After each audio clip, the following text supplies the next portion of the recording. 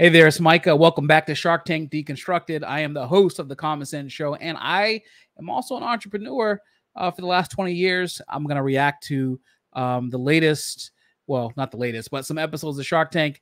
I have experience in pitching Fortune 50 companies, and I have created national distributorships, international distributorships, global licensing agreements, and I'm here to share my insights and my reactions on what you're about to see with Shark Tank, and just give a little educational advice about how they might be able to do it better. So let's jump into it. I have not seen these already, so it's gonna be fun. Let's get it going. There's a returning entrepreneur looking for a second slice of the action with an innovative solution for leftovers. So this is Shark Tank in front of a live audience, obviously, because that's what the tab says, but also there's people in the audience. So it'd be interesting to see how this goes in the live reaction. I have never actually seen Shark Tank before with a live reaction in the background. So this should be interesting. Let's find out about the entrepreneur.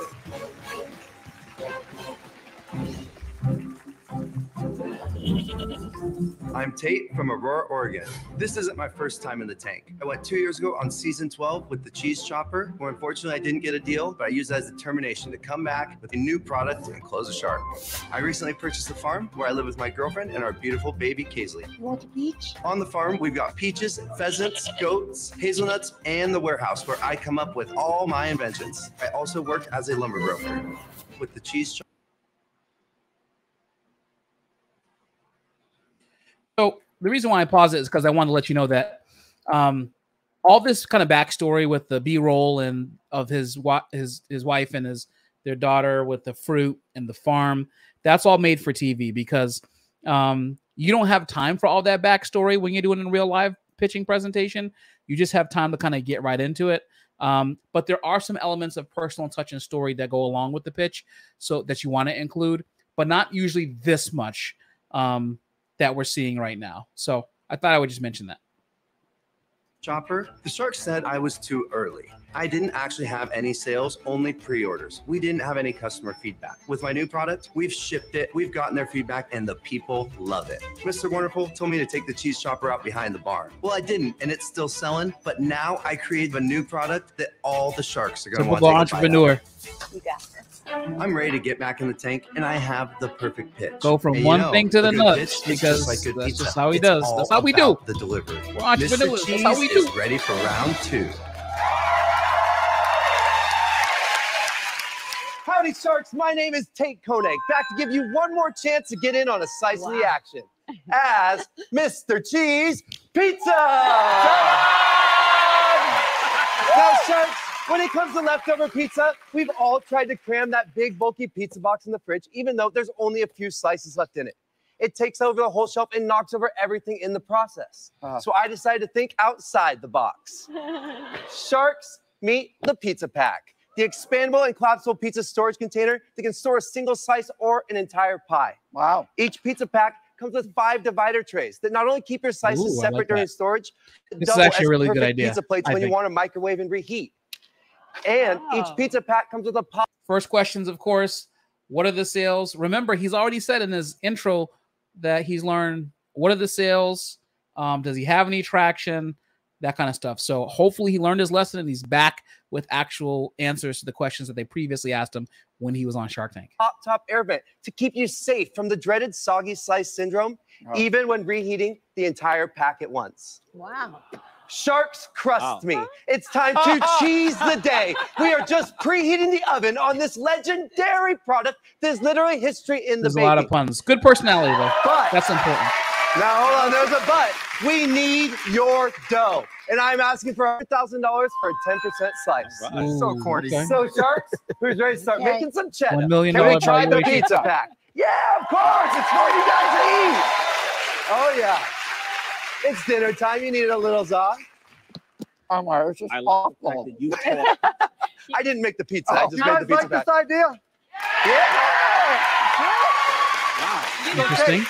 This is very well made. But what do you sell these for, and what do they cost you to make? Yeah, so we. So Sharks are already getting into the numbers. What do you sell it for? What does it cost you to make? That is a standard question if you're in manufacturing and you're going to pitch someone, whether you're pitching a retail shop or whether you're pitching a private equity person like these folks, private investor. The quality of whatever you're making is important as well. They're going to focus on that. And so we haven't gotten to the traction questions yet. Traction questions are questions like, how many sales do you have? How many customers do you have? How many markets are you in? Are you in any stores? Do you sell online? They want to know traction. Those are what are considered traction questions. So we're about to get into some of the nuts and bolts. So stay tuned for that. Let's go. We got down. We make these for $4 landed cost. Selling them for $24.99 with the plates and everything. Good for you. Good margin. $24.99. I just wanted to. Now it's not just a pizza pack. It's a whole set of dishes too. Yeah, Oh, I have a question everything, for right? you. How are you? This is extremely well made. Thank you. And it's very I solid. think Lori sees it as a completely QVC collapses, product. and it comes with all of that. Right. So how does that wow. vent? How does that vent out? You can reheat everything in this all at once, Yeah, you can throw either reheat single slices on these trays or the whole 5 at a pack with all time. 5 or 6 in there at once. Wow. I wasn't around when these underachievers do your last deal, but as to this one, how much, how many in sales? What do you have? Yeah, Traction so we questions. just started selling this in April. Traction question. Since April, we've done over $250,000 in sales. Wow. Now, How do you It's sell pretty it? good. well, and let me say, in the first course, 2 I don't months, know we what were month pretty it much is. out of inventory. How are you selling it, 200,000 Tate? it was the last How 3 are you months. Tate, are you selling it online? Online. So Wow. we're on Traction question. Are you selling it online? Remember that. our website, The Perfect Pizza Pack, and then also on Amazon and Walmart. So how are you promoting it? Social media advertisements And and then what's your return on that? TikTok. Traction question. What? Sorry. So you How are you advertising it? How are you promoting it? Where are you selling it? Traction. buying ads or just having fun? We're doing ad spends. It's about $2.83 for customer And this is acquisition all cost. online, correct? Yes. And what is going to be your profit off of your sales this year? For this year so far. Anybody so else? $250, we'll make about $60,000. Anybody else make something similar, Tate? So absolutely nothing. We have had one knockoff come out since we started. There's going to be a patent question in here. I swear there's going to be a patent question in here because they have to. The patent question would change the game. That could be, in this deal, that might be the differentiator between him and actually getting the deal. What do you think? Are they going to ask about patents? And what is he going to say? Is he going to be like...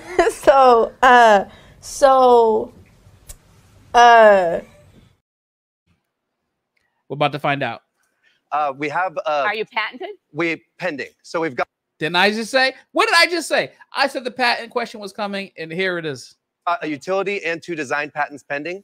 We've been able to use those to get everyone else shut down. There's one knockoff that's still up. As soon as that issues, we're confident we'll be able to get How many that partners do you have? Compliment. 2. 2 partners? 2 business partners. How much do you own of the company? 35%. How Oh, much wait, money have you put in? 35%? Yes, that's correct. That means How you're much have raising you money. raised? Where's the rest? No. So there's 3 business partners, me and 2 Oh, so others. You see, do you see how they all are chiming in at the same time? That's important because it means this is signaling interest across the board from all the Sharks because they see it clearly. Everyone loves pizza. I don't know someone who doesn't like pizza. I've never met that alien. And if they do exist, well, they don't exist because they're probably in Area 51 under lock and key because they're an alien. Cue the whatchamacallit music, the X-Files music. But the reality is that they're asking him about patents. He's patent pending, which is as long as he's on a good path to securing the patent, he's okay. As he mentioned that he's protected the patent already, which is an important thing because it means that the patent's going to be pretty strong and that it's in his ownership. He said he has $60,000 profit on $250,000, which means that his margins are roughly 30%. He owns 35% of the company. They're about to ask him about investors. They kind of just started down that path.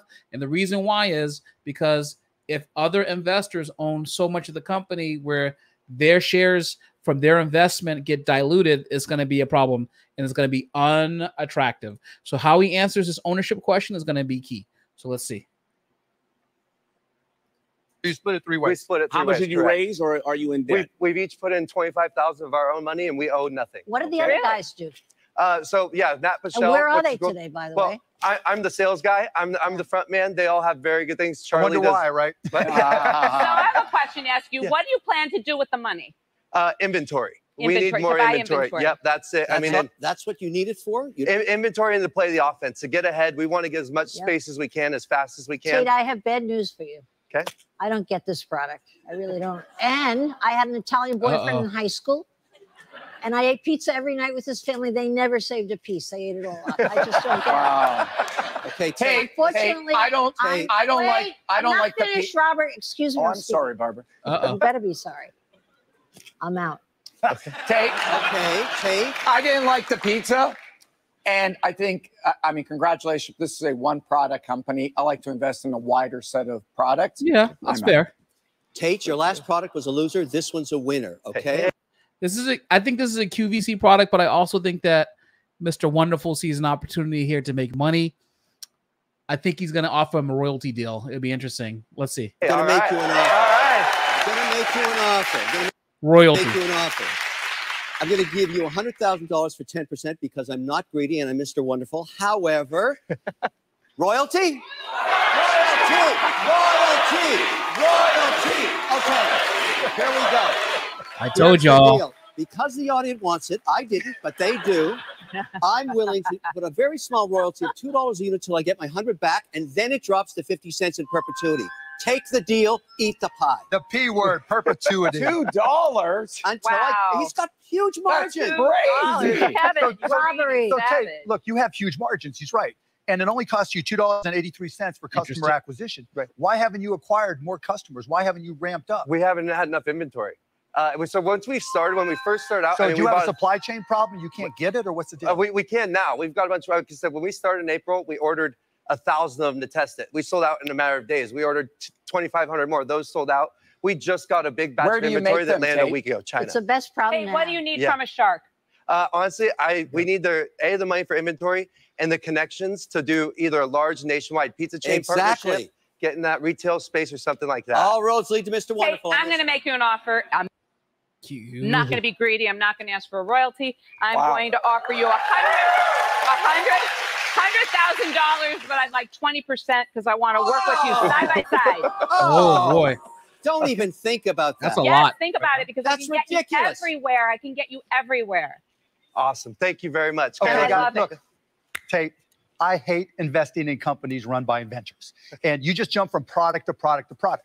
But I like buying companies from inventors. So we're going into commercial break. I want you to think what you would want me to pay to buy your company out completely. Whoa! Don't answer me now, but when interesting. we come back, I want a number. Wow. Deal? Done. Done. I was not expecting that. Two sharks are out. And Tate I've has never- two offers You know, I've never seen the announcer before. on the table for his leftover pizza container business, Pizza Pal. But Mark wants to know how much it would take for Tate to sell 100% of his company. Tate, So what you're about to tell me is the biggest response to a question you will ever. Okay. Before we even get his answer to Mark's question, would you do it? Would you sell out your whole company from the beginning? Remember, you have to think about this. If you believed in your product, if you believed in this ability to sell millions of dollars, would you be willing to part for it from an offer from a shark like Mark Cuban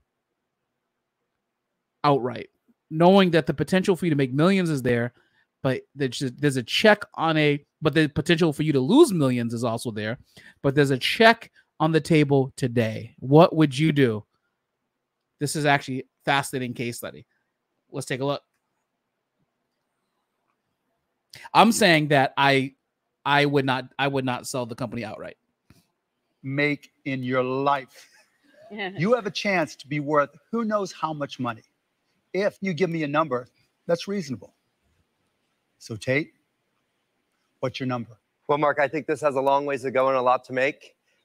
We're just getting going. To get it from me today with everything ahead of it, $5 million. What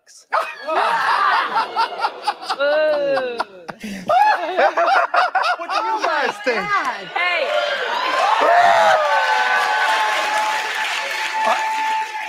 You know what? Are you serious? Hey, Hey. you valued your company at $1 million. And I understand it was just for a percentage, but that's insane. That is absolutely insane for a company with $250,000. Even though I like the product, that's why I asked. So But you still have Mr. Wonderful. And you still have me. Thank you very much. yeah, look, guys, What look, was your offer, Kevin? I like the product. Okay, look, I prefer my pizza cold. Normally, I prefer it under the bed, but this is good, right? I like the product, and I like that you can stack it for kids and everything. It's a negotiation. So okay. Here, let's do it this way, guys. I'll let you talk to these guys, okay? But in the back of your mind, I want you to think of the right number because I can write the check. It's just a matter if you're ready to sell. Oh, so you want him to negotiate against himself? Wow. He is having him negotiate against himself. That is interesting. But this product is legit worth like potentially millions of bucks because, I mean, the margins are huge. The margins are huge. They've already sold $250,000 worth of product. They're out of inventory. They have the demand. Their customer acquisition cost is low. I mean, this is kind of a no-brainer business from the standpoint of a shark. So I'd be interested to see which way they go. Absolutely. I use you guys all the time. You know what, Tate? I'm going to change my offer. I think what you asked for is actually crazy. I don't think what you asked for is crazy. I love this. This is a huge licensing play. I can get all the NFL teams on this as well as the major chains will probably give it away after you buy a certain amount of pies. But I need to be 1/4. Let's cut this pie the right way. 1/4. All of us are equal partners. $100,000, 25%. Whoa. Whoa. If you value the company at $5 million, why would you do that? What do you think of that? Tate, you know what? I believe in you. Listen, I just believe in you. I can tell instantly when something is a hero. She's going to come in and has the offer that he asked for. Or a zero. Watch. And this is a hero. I love it. I want to be a part of it. I want to take the ride with you. So I am changing my offer. I'm going to take it down from 100,000 for 15%. In it to win it with you, side by side. I'll go to 20%. Wow. I'll tell you what. I'm still out to $1. Okay. Down from 2 to 1, but 50 cents in perpetuity. Wow. That's a great deal, and you get the only Mr. Wonderful. That's right. Lori, I think you're fantastic. I've dreamt of working with you since I was here with the cheese chopper. Can we meet in the middle at 12.5? You don't want to know what I was going to come back with? 13, Tate, and you got a deal. You don't want to know what I was going to come back with. You got a deal. What are you coming back with, Mark? Wait 1 second. So, Mark, well, hold on. Can I hear what Mark has to offer first? You know what happens sometimes in the Shark Tank. Come on, Tate. You know Mark, what I can do for you. Did you have something else you want to say? Yes. Can I hear it? No, Tate, you need. Come on. I was your dream partner. Okay, Tate. You've the got number it. that works for me. Playing hardball. I'll write you a check for $1.5 million to buy your company right this very second. You get $1.5 million. $1.5 million. You can go invent everything and anything you ever dreamed of. And if your the whole check life bounces, call me. changes. Your whole life changes just like that. Wow. $1.5 million. Holy smokes. Would you take it? All right, Mark, I really appreciate that offer. That's a ton of money, and that's fantastic. But I think I can make a ton of money with this with Lori. I'd love to take the deal. I'd love to take the deal. Yes. That's a good deal. I would have made that deal. Oh, this is awesome. Thank you so much. This is, thank you. Thank you. Thank you so much.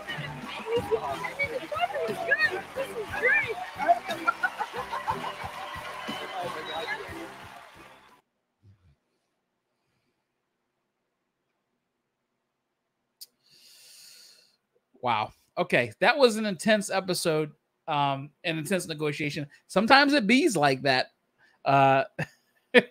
Bees like that. Yeah, that's true. Here's the thing. I've been in negotiations before, and it can feel like you are ahead.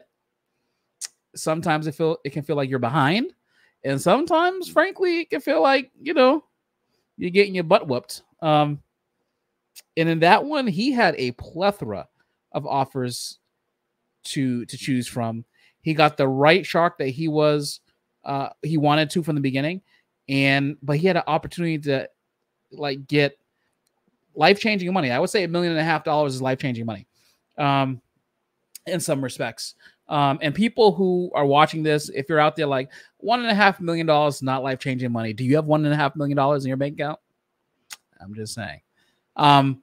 Here's the thing. When you're a business person, you're going to bump up against decisions that you have to make that are life-changing for the company that you're running. How are you going to face them? Are you prepared to? You need to know your numbers. You need to know exactly what you're willing to do, the value of your business. If you don't know what the value of your business is, if you have no idea of what the value of the assets that you have in your business are, how in the world can you ever decide to make a deal at the last second like this that would actually benefit you and your family? Remember that you control your future, not some fictitious whatever controlling your future. You do. You have the ability to shape your life, but you can only do it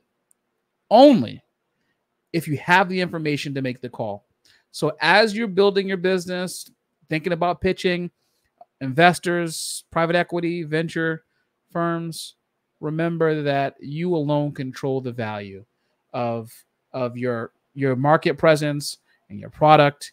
Do your research, know your numbers, and go get that money. So that's it for another Shark Tank Deconstructed episode. And if you want to see another one, click here.